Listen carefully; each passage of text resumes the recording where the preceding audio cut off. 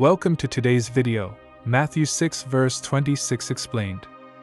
Behold the fowls of the air, for they sow not, neither do they reap, nor gather into barns, yet your heavenly Father feedeth them. Are ye not much better than they? This verse sits inside the Sermon on the Mount where Jesus addresses everyday worries about food, drink, and clothing. He points to the birds as a living lesson. Birds do not plan harvest schedules or store crops like farmers. They live within the daily rhythm of creation, yet they are sustained. Jesus uses that picture to challenge anxious hearts and to reshape what we believe about God and ourselves. First, the verse reveals the character of the Father. Provision is not an accident. It is personal and purposeful. Your heavenly Father feedeth them says that care flows from relationship. If God notices small creatures that do not plant or reap, He certainly sees the needs of His children. This calls believers to view needs through the lens of the Father's steady kindness rather than fear. Second, Jesus addresses value. Are ye not much better than they is not a put down of creation. It is a reminder that people bear unique worth before God. Anxiety often whispers that needs are invisible or unimportant.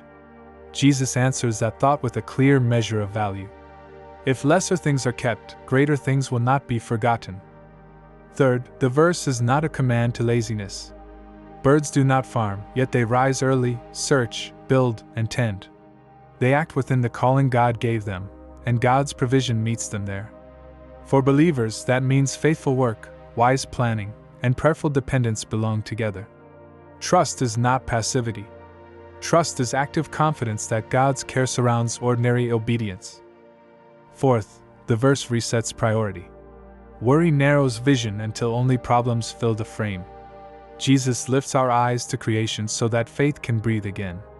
When fear tightens, step outside if possible, notice the simple flight of a sparrow, and remember that the Father who orders wings and winds also holds your day. Gratitude grows when we practice this kind of noticing. How do we live this truth today? Begin with prayer that names specific needs. Thank God for past provisions that you can remember. Do the next faithful task before you. Prepare a meal, send an application, make a call, or study for the exam. Refuse to measure tomorrow before it arrives. Share with someone in need as you are able. Generosity fights the lie of scarcity and witnesses to the Father's open hand. Finally, let this verse shepherd your thoughts when anxiety returns. Speak its logic to your heart. The Father feeds the birds. I am of greater value to Him. Therefore my life is not at the mercy of lack. I can seek His will, work diligently, and rest tonight. That is the shape of Christian peace. It is not the absence of challenges. It is confidence that provision is anchored in the Father's care.